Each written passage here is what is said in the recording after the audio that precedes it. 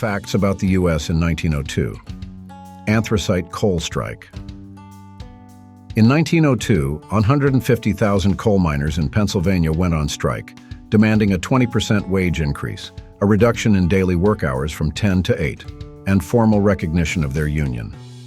As the strike dragged on for months, it caused a coal shortage, threatening to paralyze industries and leave homes without heating.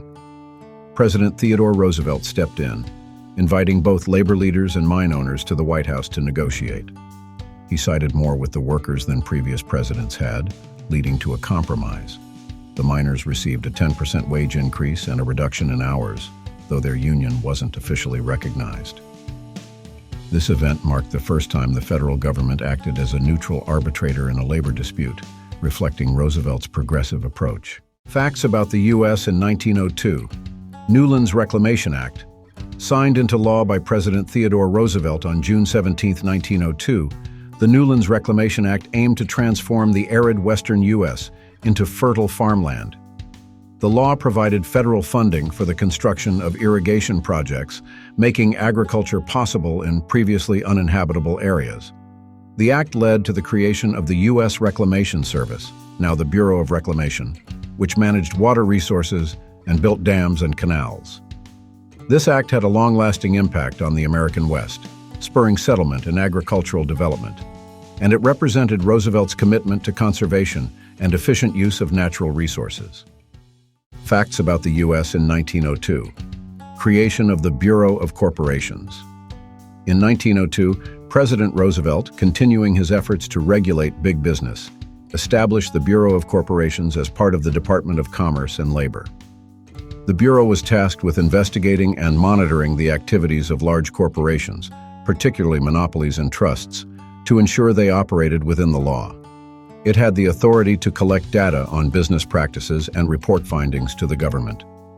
This bureau played a key role in Roosevelt's trust-busting campaign, which aimed to break up large corporate monopolies and promote fair competition. It was a precursor to modern regulatory agencies that oversee corporate behavior. Facts about the U.S. in 1902. Isthmian Canal Commission established.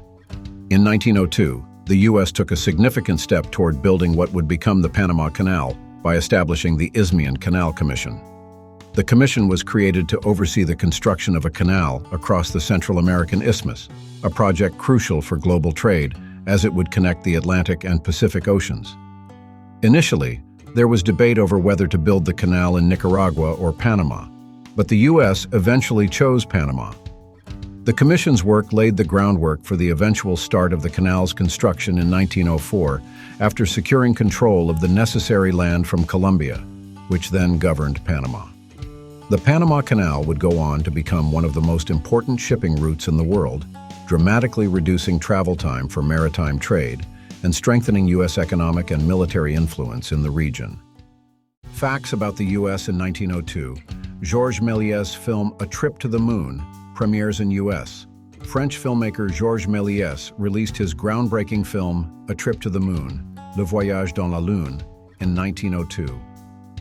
It was one of the first science fiction films ever made and premiered in the U.S., where it captivated audiences. The film, inspired by the works of Jules Verne and H.G. Wells, depicted a fantastical journey to the moon, with elaborate sets, costumes, and special effects that were revolutionary for the time.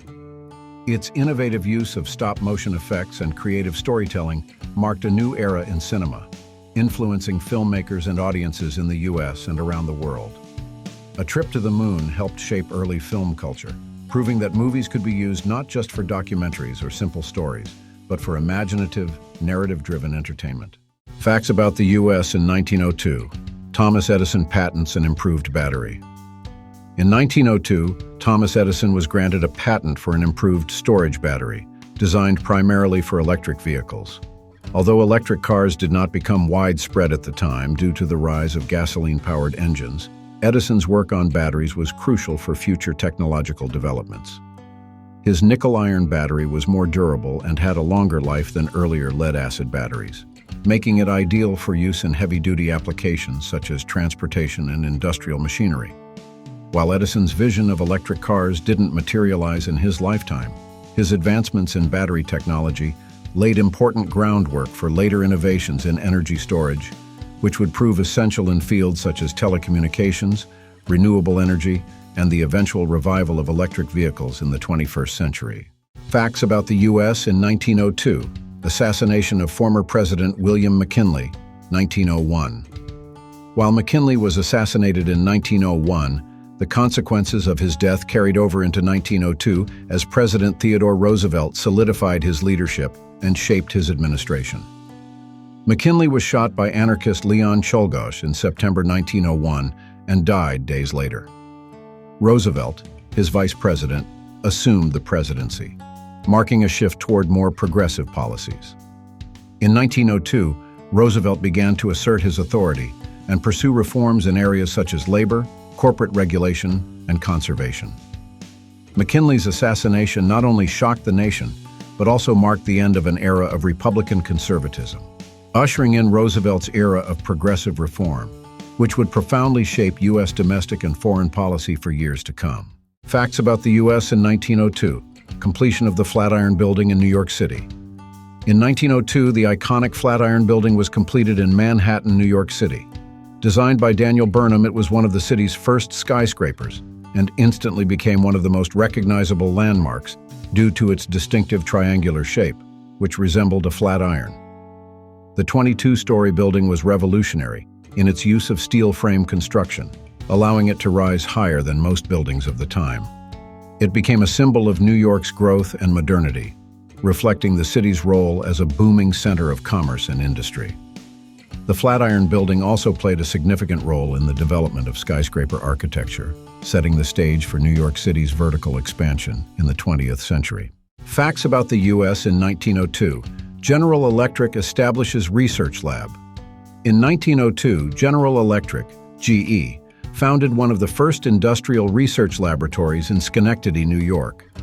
The creation of this lab marked a significant shift toward corporate-funded scientific research. GE's lab was designed to drive technological innovation and develop new products and processes that could be commercialized. It brought together scientists and engineers to work on cutting-edge technologies, helping GE maintain a competitive edge in industries such as electrical power, lighting, and manufacturing. The establishment of this lab symbolized the growing importance of research and development, RD, in the business world, a trend that would accelerate in the 20th century, fueling scientific and technological progress in the U.S. and globally. Facts about the U.S. in 1902. The Philippine-American War Continues. In 1902, the Philippine-American War, which had begun in 1899 following the U.S.'s acquisition of the Philippines from Spain, continued as U.S. forces fought against Filipino insurgents seeking independence. The conflict was brutal, with heavy casualties on both sides and widespread destruction. The U.S. government declared the war officially over in July 1902, but sporadic fighting and resistance from Filipino guerrillas persisted for several years. The war marked a controversial chapter in U.S. history as the country extended its imperial reach into the Pacific, sparking debates over American expansionism, colonialism, and the morality of U.S. foreign policy. The conflict also laid the foundation for decades of American influence in the Philippines, which would not gain full independence until 1946.